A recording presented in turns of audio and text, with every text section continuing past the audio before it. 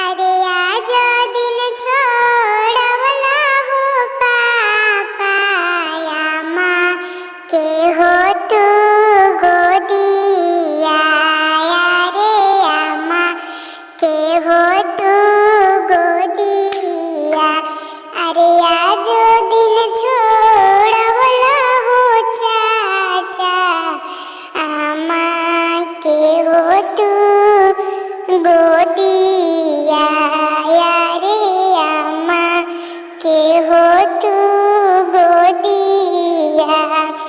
अरे छूटी गईले घरवा दुआरवा सखिया हो सलेहिया। अरे सखिया हो सलेहिया। अरे पत्थर के कर जवा हो पापा जो दिन बनवल रे आज दिन बनवल।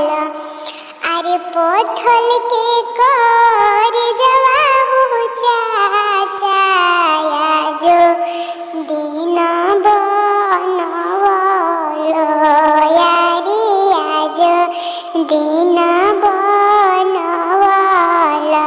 अरे हरिहर बसवा हो काटी पापा माड़वा छवल। अरे पापा माड़वा छवल। जंघिया बैठाई के पापा बेटी कैला तू दानावा। अरे बेटी कैला तू दानावा। अरे रोवेली दुलारी हो बेटी पापा जी के हो जंगिया रे चाचा जी के हो जंगिया।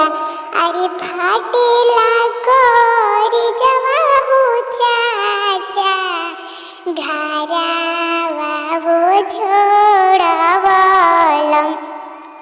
अरे जनी रोवा जनी तू रोवा बेटी मोरे दुलारी हो। अरे बेटी मोरे दुलारी हो। अरे आज दिनवा ते जनी हो बेटी काठी के हो करे जावा। अरे काढ़ी के हो करे जावा।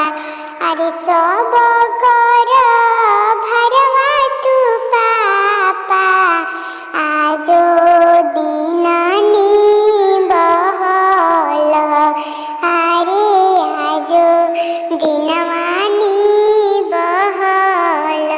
अरे कहीं दुलारी हो बेटी के दूसरा घर